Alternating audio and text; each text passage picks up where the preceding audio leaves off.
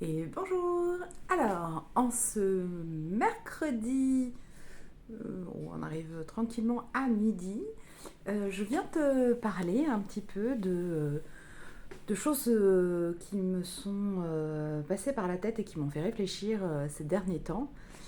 Et étant un compte de diète, même si je suis orientée psycho-comportementale, et donc mon objectif à moi, c'est de vous faire travailler sur votre relation avec votre alimentation, votre relation avec votre corps.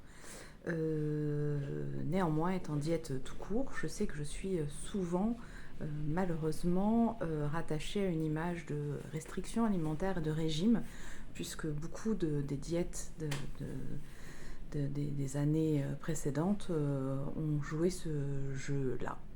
Pourquoi? J'imagine parce que ça faisait de l'argent et que c'était vendu comme une cause d'utilité publique.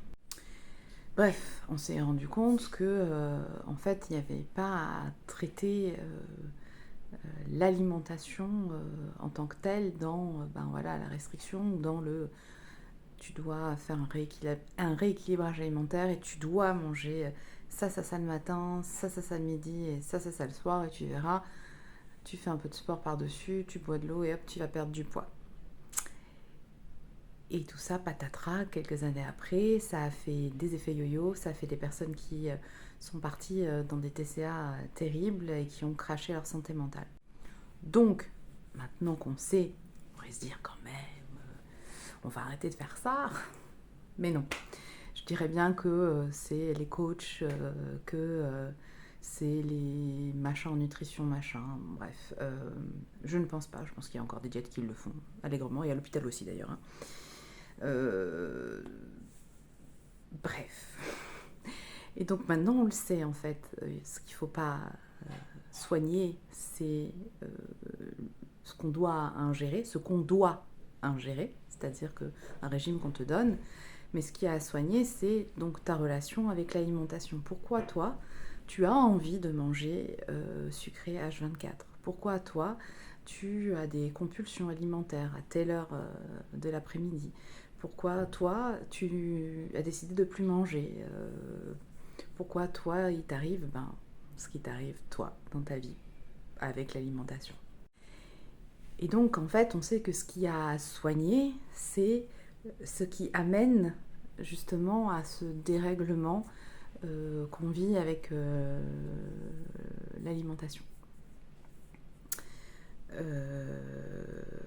Et moi, je me suis dit, il y a Florian, avec qui j'ai fait Florian Safer, avec qui j'ai fait des formations, qui nous a dit, lors d'une formation, mettre du sens, donner un sens, pour que la personne ait un sens à sa motivation, un sens à tout ce qu'elle entreprend pour sa santé, avec l'alimentation incluse. Un sens, il faut que la personne, le patient, trouve un sens.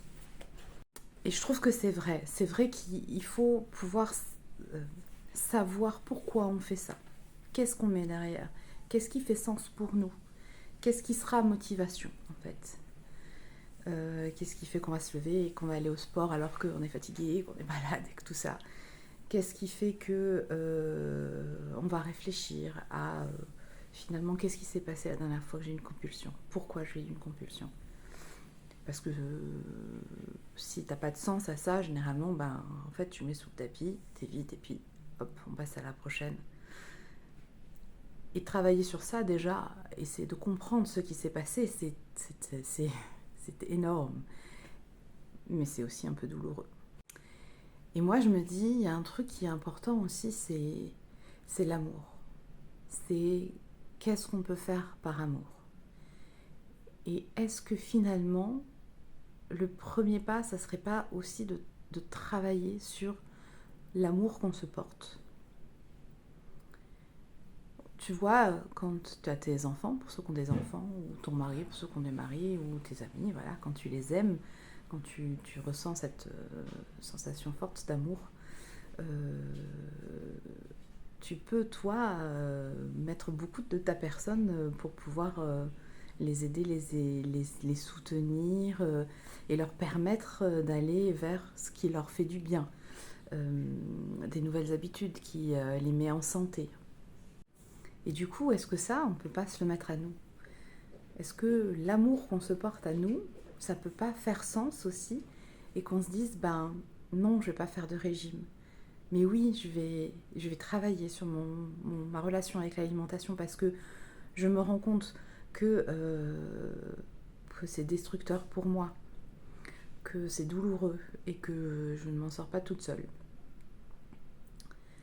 Je m'aime et je vais faire ce choix de prendre du temps pour aller faire du sport parce que je sais que ça me met de bonne humeur, je sais que c'est bon pour ma santé. De faire comme ça, de pouvoir faire des choix ou d'orienter sa vie de la meilleure façon possible pour nous, parce qu'on s'aime en fait. Et que c'est important de faire des choses pour l'être aimé. Et ben, l'être aimé, si c'est toi, c'est important de faire des choses pour toi. Je vous dis toujours, prendre soin de toi. Voilà, prends soin de toi. Je finis mes posts comme ça, prends soin de toi. C'est pas anodin en fait. Et il faut pas que ça soit non plus galvaudé à force de le dire, qu'on se dise, oh, c'est juste une formule. Non, c'est pas une formule. Prendre soin de soi, c'est la base. C'est la base.